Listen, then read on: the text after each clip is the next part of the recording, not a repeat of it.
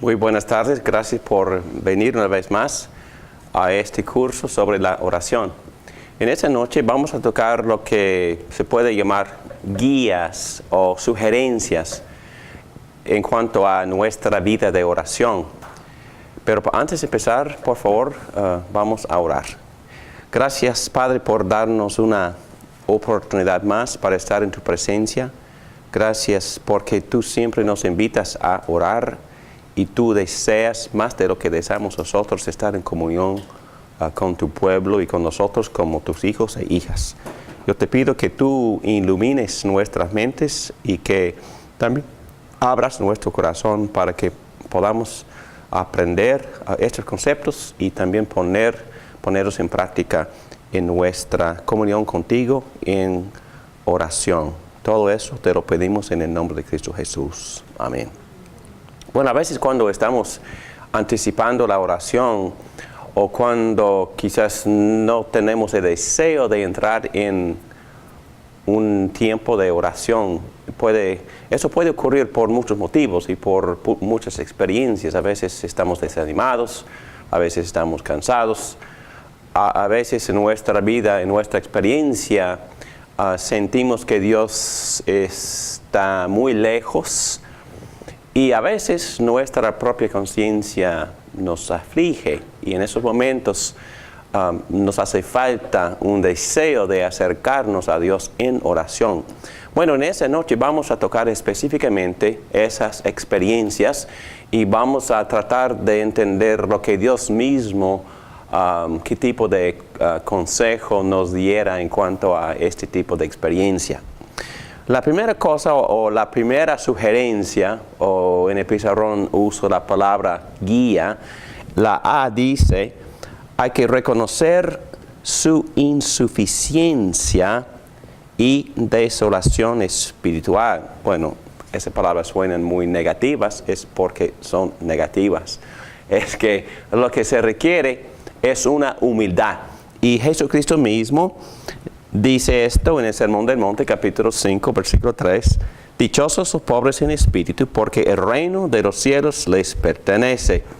Dichosos los que lloran, porque serán consolados. Dichosos los humildes, porque recibirán la tierra como herencia. Dichosos los que tienen hambre y sed de justicia, porque serán saciados. En otras palabras, las disposiciones que nos preparan mejor para estar en comunión con Dios, la humildad, el sentido de insuficiencia, el sentir que yo soy inadecuado, quizás una autoestima espiritual baja, y todo eso en verdad nos prepara, porque si fuera de otra manera, orgullo, autosuficiencia, estas actitudes bloquean nuestra comunión con Dios. Bueno, vamos a ver. Aquí vemos un párrafo que Tim Keller incluyó en su libro acerca de la oración y voy a leer más o menos palabra por palabra esta traducción. Debemos ver que los amores de nuestro corazón están desordenados. Es decir, las cosas que debemos amar en tercer o cuarto lugar a veces tienen el primer lugar en nuestros corazones. Y eso se llama idolatría. Dios a quien debemos amar supremamente es alguien que podemos reconocer, pero cuyo favor y presencia no son existencialmente tan importantes para nosotros como la prosperidad, el éxito, el estatus, etcétera, etcétera. Esas cosas a veces llegan a tener el lugar más importante. A menos que por lo menos reconozcamos que este trastorno de nuestro corazón y nos demos cuenta de lo mucho que distorsiona nuestras vidas, nuestras oraciones serán parte del problema, no un agente de nuestra sanidad. En otras palabras sencillas, entramos en oración con humildad, con un sentido de dependencia y obviamente no de una de una actitud de autosuficiencia. Pero el siguiente punto es importante también porque no se puede esperar hasta sentir esto antes de orar. En otras palabras, hay que empezar a orar confesando su insuficiencia, y Dios paradójicamente le dará el gozo del amor, la aceptación y el perdón por la suficiencia que usted tiene en Cristo. En otras palabras, si no tenemos la humildad apropiada para poder entrar en comunión con Dios, es cuestión de confesárselo y recibir su perdón y entrar y seguir orando y no esperar. Aplicación. Hay un doble enfoque aquí. Cuando se siente indigno de presentarse a Dios, es el momento adecuado para orar. ¿Entendido? Cuando uno siente que, bueno, no merezco esto, perfecto, entra. Cuando se siente digno de presentarse ante Dios, confiese su falta de méritos primero. Entonces confiesa que, bueno, Dios, yo te vengo con ningún mérito, y continúe orando después de confesar esto. Porque entramos y nos comunicamos con Dios basado en los méritos de ¿quién? De Jesucristo. Entonces nunca debemos ir a Dios pensando, bueno, me he portado bien y por eso Dios debe de escucharme en esta ocasión. No, es que no tenemos ningún mérito. Y si obedecemos es que Dios nos obliga a obedecerle. Y bueno, la obediencia nuestra, porque es imperfecta, no contiene ningún mérito. No, es al contrario. Cuando entramos con humildad, entramos con un sentido de, como este autor dice, de desolación espiritual. O es decir, yo entiendo que sin Cristo estoy vacío. Sin Cristo yo no puedo agradarle a Dios en nada. Y entramos con esa humildad. Y esa humildad nos prepara para orar. Entonces, la sugerencia o la guía, la B en página 37, hay que orar por una vida feliz. Bueno, el autor está diciendo esto quizás en una forma de broma, pero está bien, es apropiado. Dios, dame una vida feliz, por favor. Bendíceme, por favor. Lléname con gozo y también haz que mi vida sea una vida próspera. No hay nada de malo en eso. Es que y hay muchas oraciones en la Biblia de esa clase. Pero la pregunta es esta: ¿qué conlleva una vida feliz? Entonces, en verdad, ¿cuál es la prosperidad? ¿Cómo se define éxito, estatus, romance, placer? Bueno, el gozo del Señor trae todo esto, ¿verdad? El gozo de Jesucristo trae felicidad duradera. Por eso oramos por tener más de Él, más de Cristo. Entonces, si vamos a pedirle a Dios, dame una vida feliz, ¿en qué consiste una vida feliz? Entonces, esa petición, dame una vida feliz, es decir, lléname más de Cristo, dame más de Cristo. Porque el gozo verdadero o la felicidad duradera se encuentra en unión, en intimidad con Jesucristo. Y empezamos ese curso, no voy a volver a leer esos textos, pero en Efesios capítulo 1, por ejemplo, en otros textos, leímos las oraciones del apóstol Pablo por la iglesia, y la petición número 1 fue que él quería que los santos o que los creyentes en aquellas iglesias experimentaran más de la plenitud de Jesucristo, que profundizara más en la plenitud y en el amor de Jesucristo. Entonces, pedir una vida feliz es pedirle, dame más de Cristo, por favor, dame más de Él. Y Salmo 27, versículo 4 dice: una sola cosa le pido al Señor, y es lo único que persigo: habitar en la casa de Él todos los días de mi vida, para contemplar la hermosura de Él y recrearme en su templo. Entonces, Él enfatiza el punto principal ahí. Él quiere contemplar la hermosura de Jesucristo y es su petición número 1. Amamos a Dios no por las cosas que Dios nos puede dar, pero amar a Dios por lo que Él es. Amamos a cualquier persona no por lo que esa persona me pueda dar. Amamos a la persona por la persona que es. Y Agustín dijo eso en cuanto a Dios y es la verdad.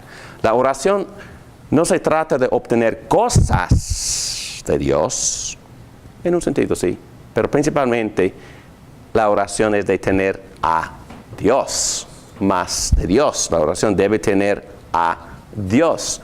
John Piper dijo eso. Y también hablando de esta petición, ore por una vida feliz. Por supuesto pedimos por muchas otras cosas, salud, hogar, familia, trabajo, ministerio.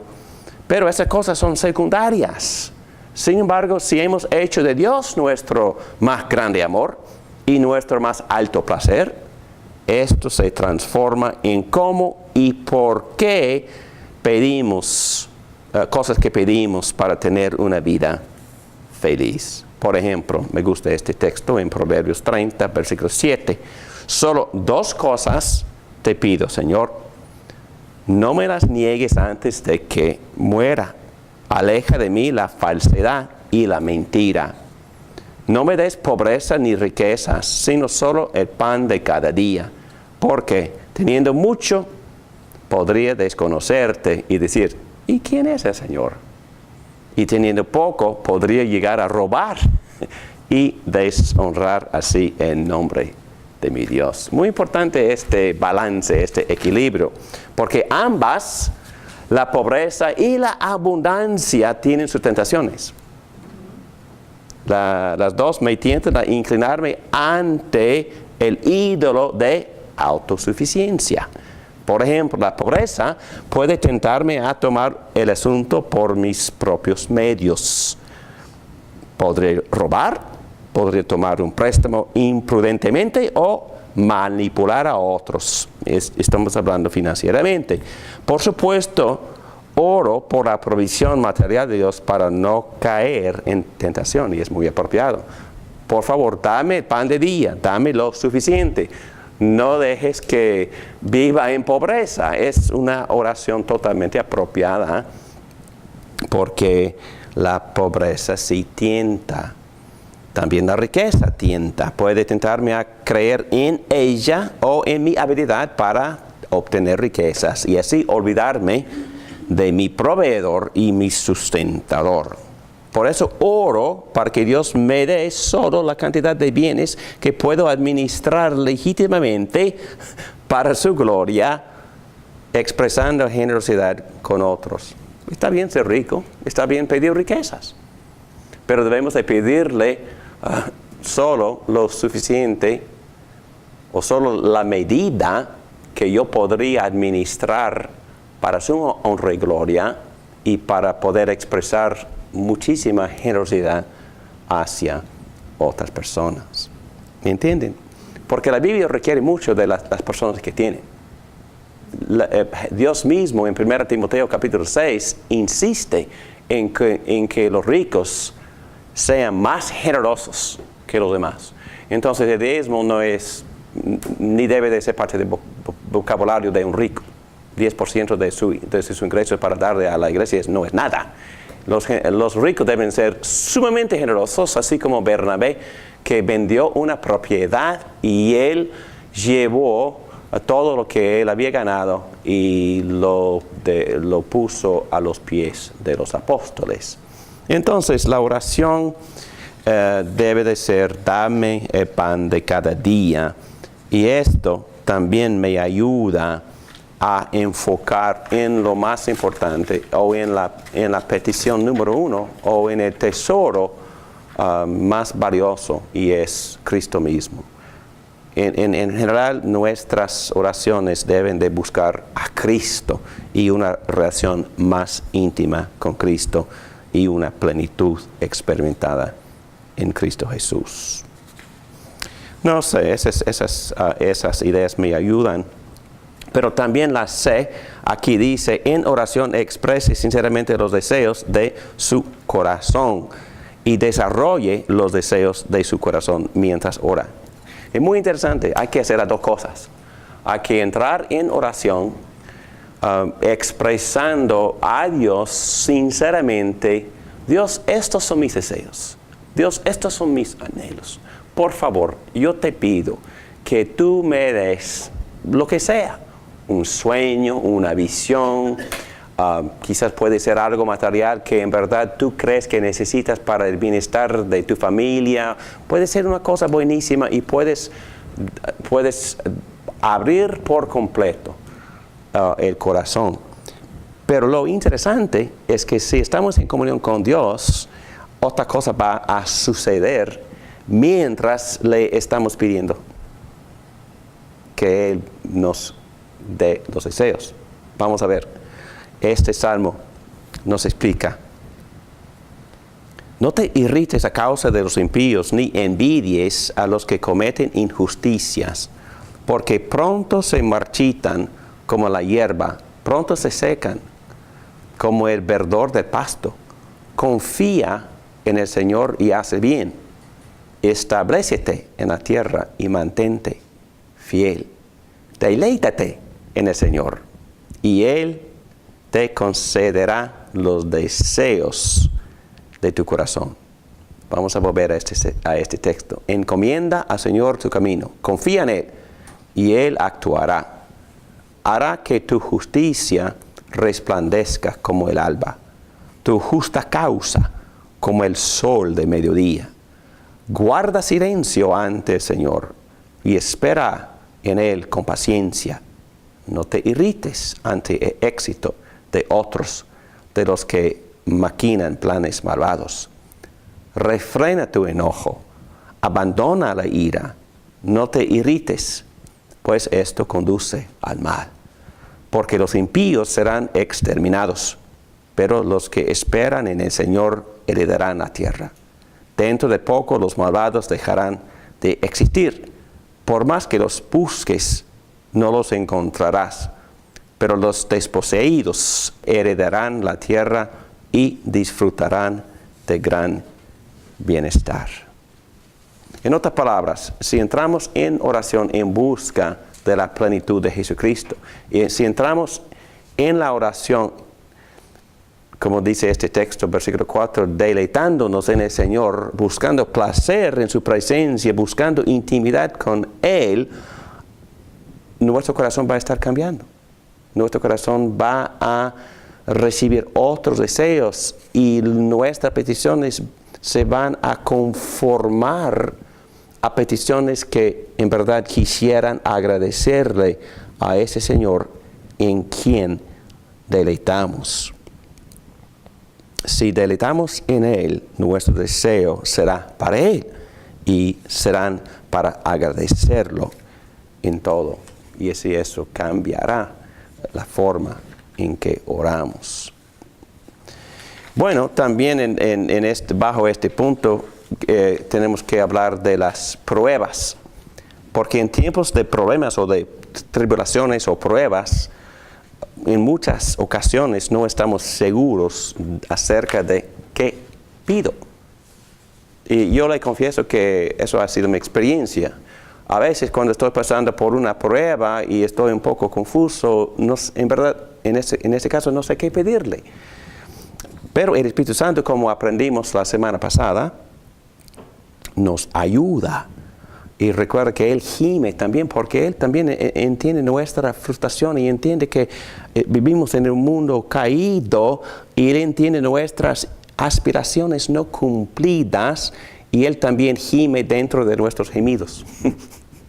Y Él nos ayuda a orar, no nada más nos ayuda, pero aprendimos de que Él también ora por nosotros, intercede por nosotros. Y mientras oramos en tiempos de problemas, debemos vaciar nuestro corazón al Señor, expresándole todos nuestros deseos. Y a la vez, al mismo tiempo, recordamos cuán bueno y sabio es Él. Y es la confianza que tenemos cuando oramos en tiempos de tribulación y pruebas. que Dios siempre tiene en mente nuestro bien. Ahora bien, sabemos que Dios dispone todas las cosas para el bien de quienes lo aman. Un texto favorito de todos nosotros, ¿verdad? Romanos 8, 28. Los que han sido llamados de acuerdo con su propósito. Dios siempre está planificando nuestro bien. Y cuando oramos en tiempos de prueba, podemos orar con confianza sabiendo que, a pesar de que no sé qué pedirle, Dios sí sabe cuál debe ser el resultado de mi oración. El Espíritu Santo está interpretándole al Padre ese bien para mí. Es una cosa que me da mucho ánimo y confianza. A menudo no sabemos qué pedir, ni el resultado de nuestra oración, pero el Señor lo sabe y su respuesta es para nuestro bien, siempre para lo mejor. Y hay poder y libertad en orar así. La oración cambia nuestros corazones como nada más. Derramar los deseos de nuestros corazones en la oración deja que el Espíritu Santo nos acompañe amoldando nuestros deseos. Y así oramos mejor y más conforme a la voluntad de Dios. Y por supuesto que sí, el ejemplo perfecto de todo esto es Cristo mismo. ¿Recuerdan cuando Él estaba en el jardín y nadie ha enfrentado una tribulación, una prueba más grande de lo que Cristo enfrentó en esa noche?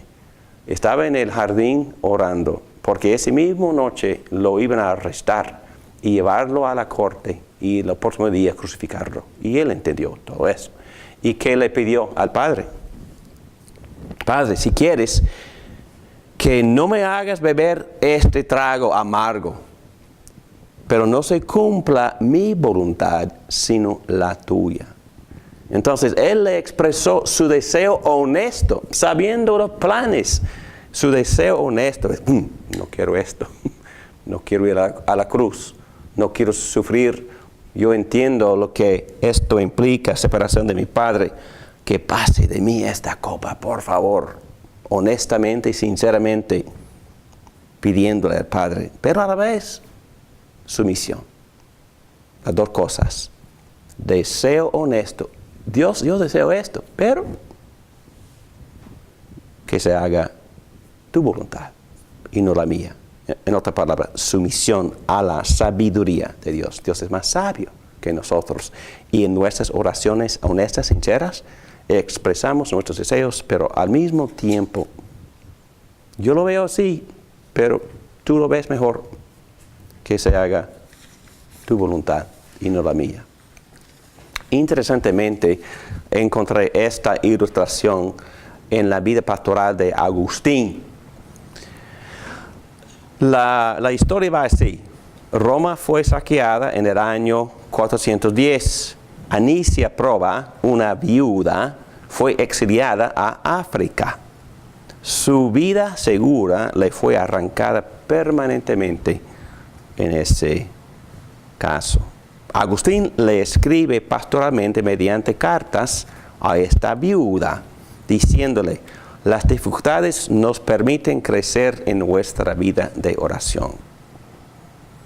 Sigue Agustín. Ahora, ¿qué hace este trabajo de oración especialmente apropiado para las viudas? Sino que su condición desolada y afligida.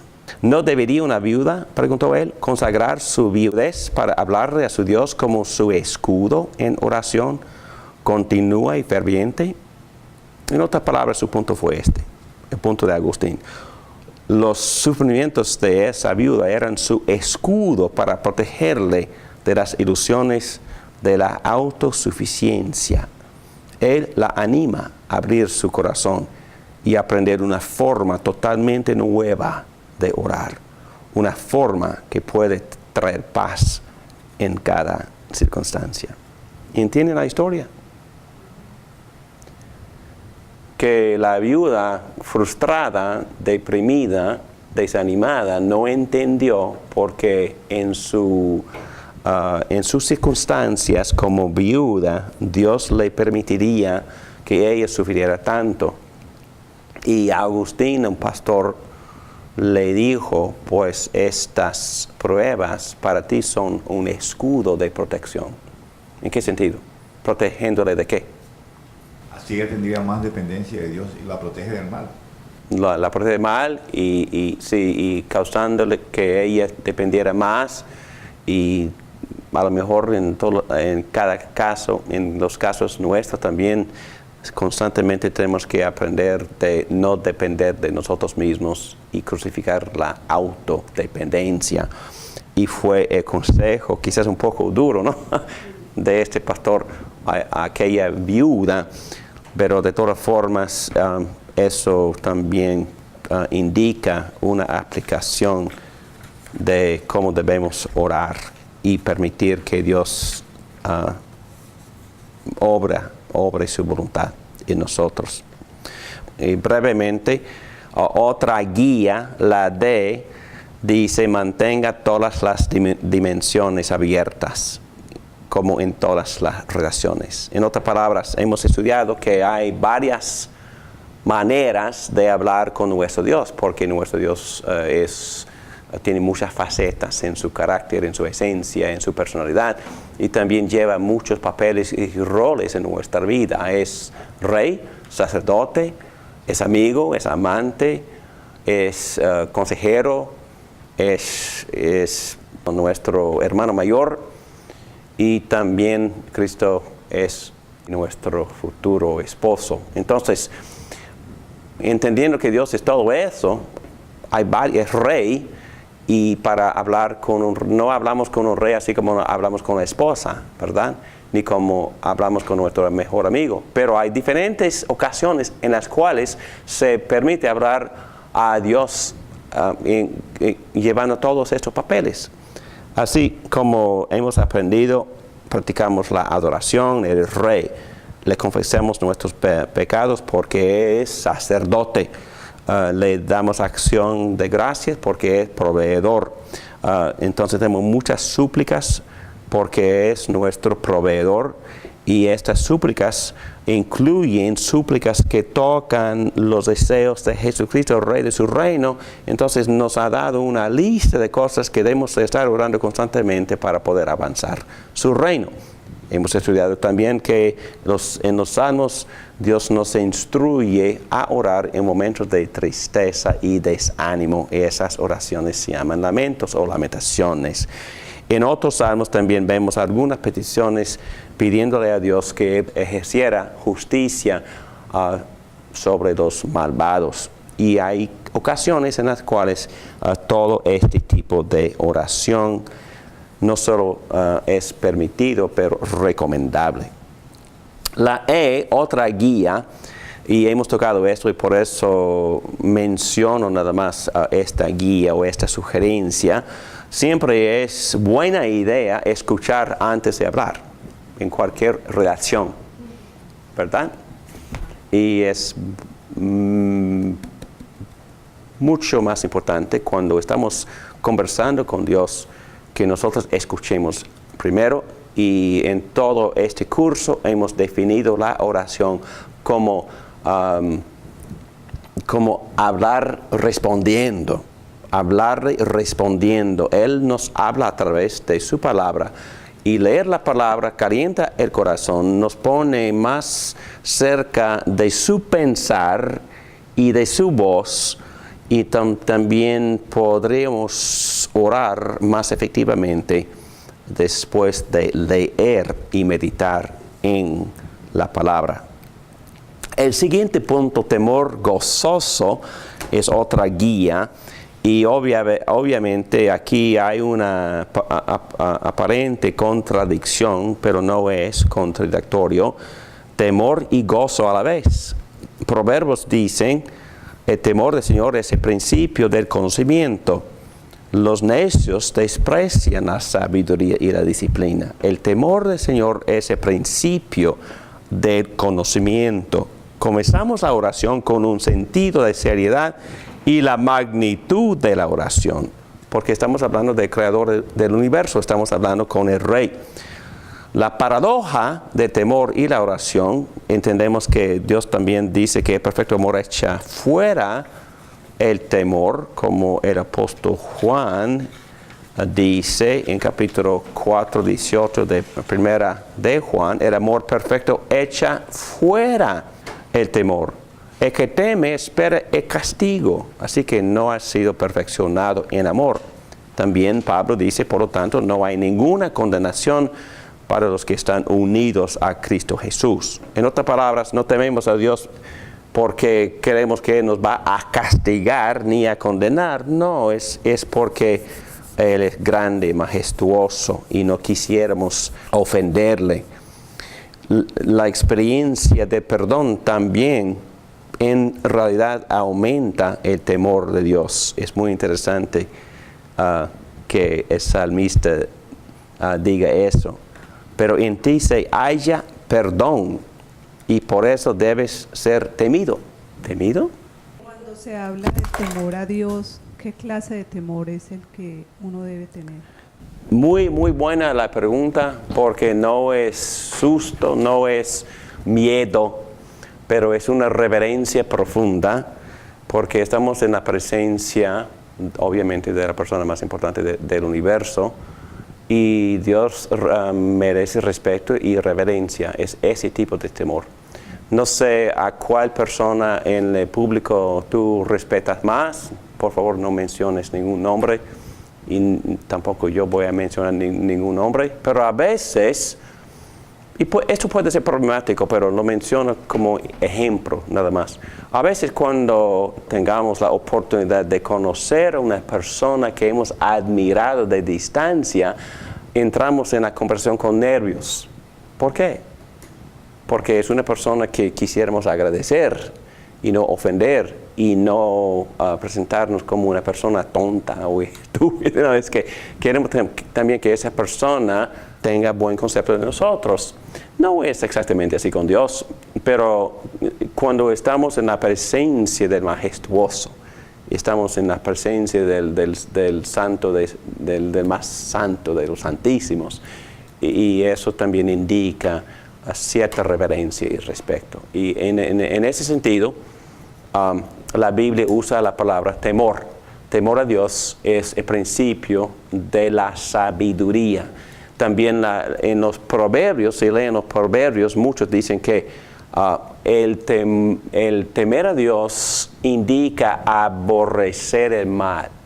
En otras palabras, tengamos cuidado de actuar de forma irreverente, nada más, porque Dios es santo y grande, inmenso, infinito, y merece respeto y honor, nada más.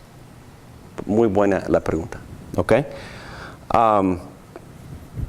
Debido al amor y la alegría inefable de Dios, temblamos con el privilegio de estar en su presencia y con un intenso deseo de honrarlo cuando estamos allí. Estamos profundamente temerosos de agraviarlo.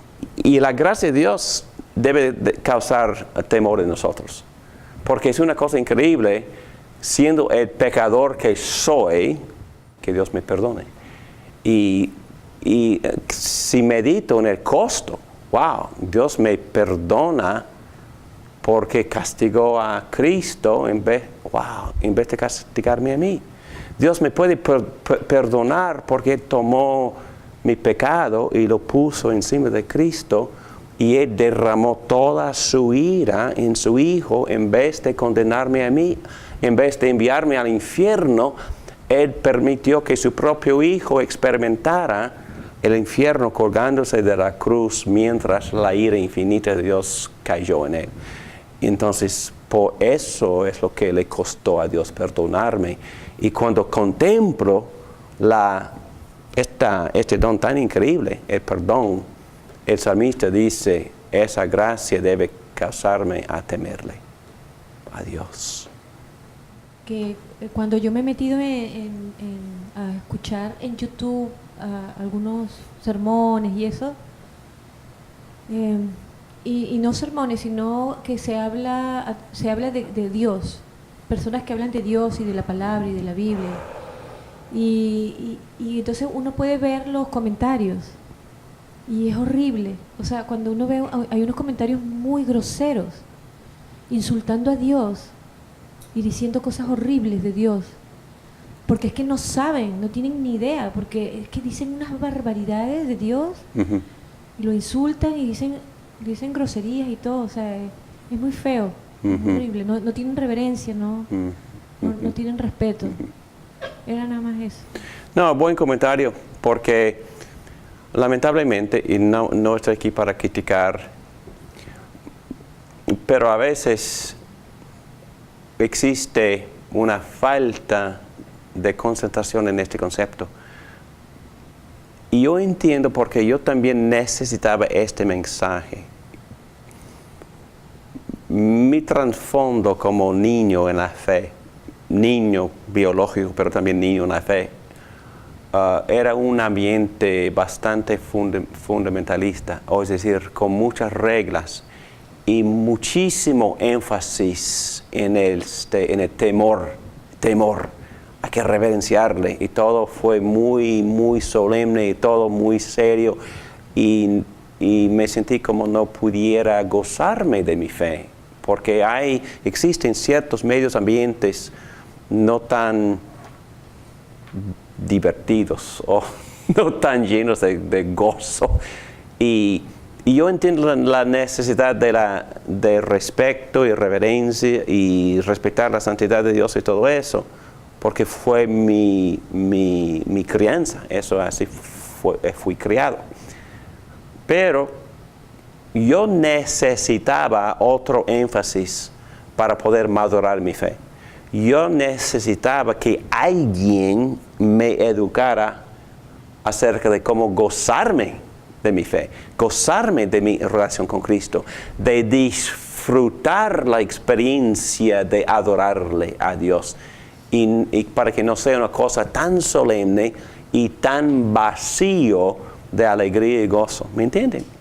Pero yo creo que lo que puede pasar, y yo creo que ha pasado en cierta forma, que la cultura cristiana a veces va al extremo y se puede temerle apropiadamente o demasiado y no hay gozo ni alegría ni nada, o se puede tratar a Dios como, bueno, un amigo regular, un buddy, un compañero.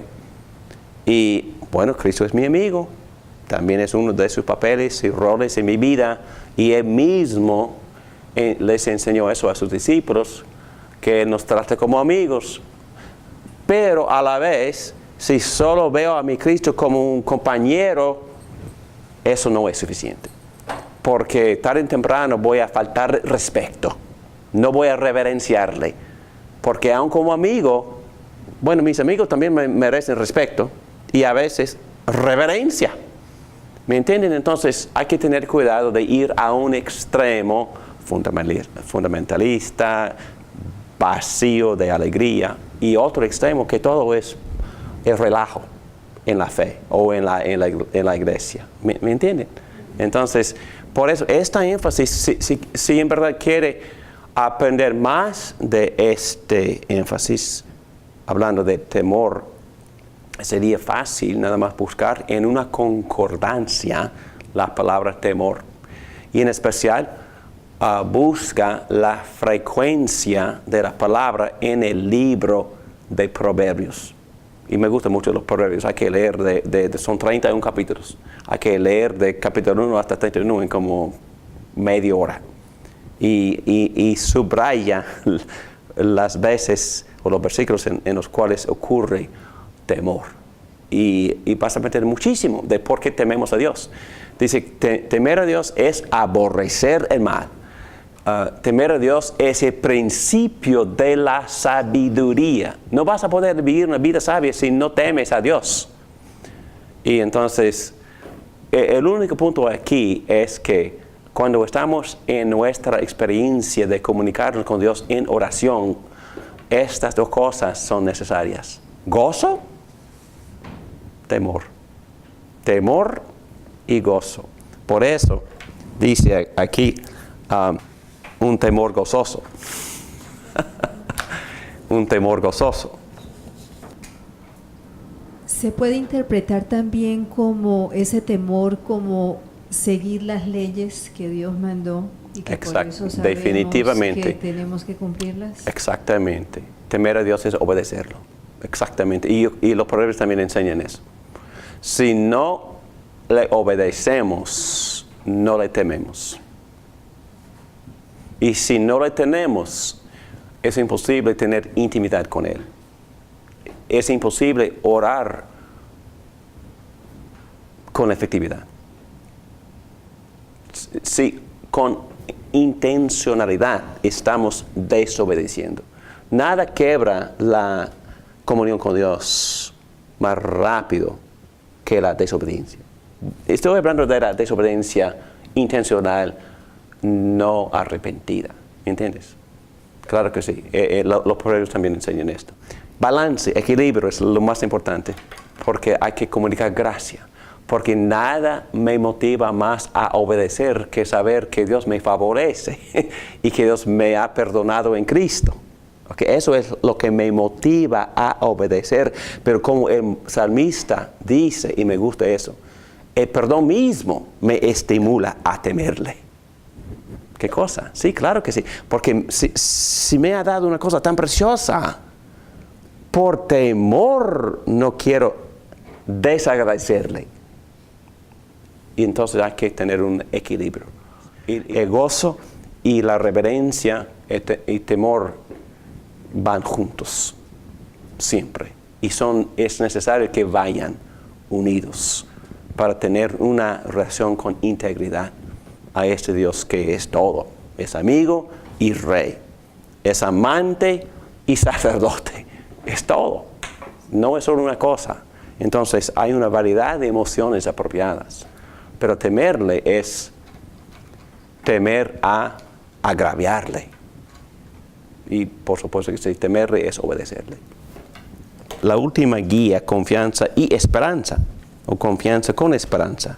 Con gran humildad oramos con fervor y persistencia y esperanza. Dios a menudo espera que pidamos para bendecirnos. Santiago 4:2. Desean algo y no lo consiguen, matan y sienten envidia y no pueden obtener lo que quieren. Bueno, hay que pedirle, en otras palabras. Riñen y se hacen la guerra, no tienen por qué, no piden. Dios nos manda a esperar y a ser persistentes. Y hemos leído en otras ocasiones este texto. Jesús les contó a sus discípulos una parábola para mostrarles que debían orar siempre sin desanimarse. Les dijo, había en cierto pueblo un juez que no tenía temor de Dios ni consideración de nadie. En el mismo pueblo había una viuda que insistía en pedirle, hágame usted justicia contra mi adversario. Durante algún tiempo él se negó, pero por fin concluyó, aunque no temo a Dios ni tengo consideración de nadie, como esta viuda no deja de molestarme, voy a tener que hacerle justicia, no sea que con sus visitas me haga la vida imposible. Continuó el Señor, tengan en cuenta lo que dijo el juez injusto. ¿Acaso Dios no hará justicia a sus escogidos, que claman a Él día y noche? ¿Se tardará mucho en responderles? No, es una pregunta. ¿Se tardará mucho en responderles? Les digo que sí les hará justicia y sin demora. No obstante, cuando venga el Hijo del Hombre, ¿encontrará fe en la tierra?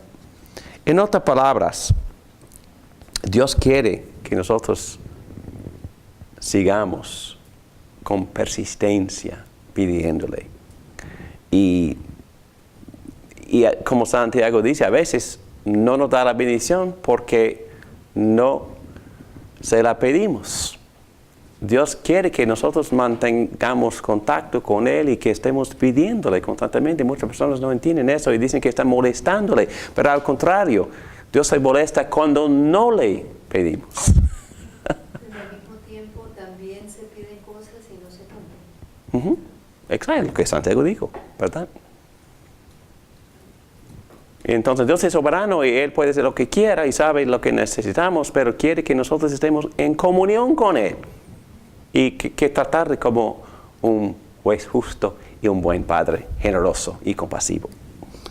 Oramos confiados porque Dios no nos dará nada que nos haga daño. Entonces podemos seguir pidiendo porque tenemos dos intercesores, ¿verdad? El Espíritu Santo que gime y gime dentro de nuestros gemidos, también interpreta nuestras oraciones, y Cristo mismo es el mediador, intercesor al lado del Padre, comunicando nuestras peticiones a su Padre. Y en todo ese proceso, el Padre nos contesta de forma perfecta, sabiendo exactamente lo que necesitamos. Y la última regla es que no hay reglas. Entonces, todas estas, o estos comentarios esta noche son sugerencias, son guías. Y es bueno tomar en cuenta estas guías. Es bueno tomar en cuenta que hay que entrar en la oración con humildad, buscando a Dios mismo y no buscando cosas como la primera cosa. Es bueno expresarle todos nuestros deseos sabiendo que si estamos en comunión, Dios va a estar cambiando nuestros deseos para que tengamos deseos que a Él le agraden. Hay que mantener todas las dimensiones, así como la adoración, la confesión, darle gracias, suplicaciones, etcétera, etcétera, lamentaciones, imprecaciones, muchas peticiones acerca del reino de Dios, responder a su palabra y temerle con gozo. Pero por favor, que oren con libertad. Entienden que hay una estructura, pero Dios es una persona, no es una máquina. Tampoco hay formularios perfectos que garanticen respuestas. Dios es una persona y es bueno educarnos en estos principios, pero cuando oramos vamos a orar libremente, espontáneamente, tomando en cuenta todo esto, pero no sujetándonos como hay que poner la regla. No, es que son guías, es estructura. En cualquier relación existen buenas maneras. Estas son buenas maneras. Si quieres comunicarte con Dios usando como una persona educada de buenas maneras, estas son las buenas maneras. Pero háblale libremente, con confianza, con gozo, con expectativas. Hay que expresarle las tristezas, desánimos, pedirle ayuda, hay que gritarle en momentos de frustración y todo, y Dios permite todo eso. El domingo pasado ustedes en la clase aquí en esta iglesia, en Éxodo 5, estudiaron cómo Moisés argumentaba con Dios. Wow, es que y le acusó a Dios de mucha. Y yo temo hablar así con mi Dios, pero quizás tengo mucho que aprender de Moisés. El último párrafo del capítulo 5 de Éxodo expresa abiertamente sus frustraciones con su Dios. ¿Qué pasa? Me prometiste eso y las cosas se hicieron peores. Muy bien. La gracia es la palabra más importante. Por favor, déjeme orar. Gracias, Padre, por estas enseñanzas. Enséñanos a orar. Te confesamos que sabemos muchísimo más de la oración de lo que ponemos en práctica. Ayúdanos por el Espíritu Santo a poner en práctica estas guías para poder agradecerte y obedecerte. Gracias por llegarnos buscando intimidad, relación personal.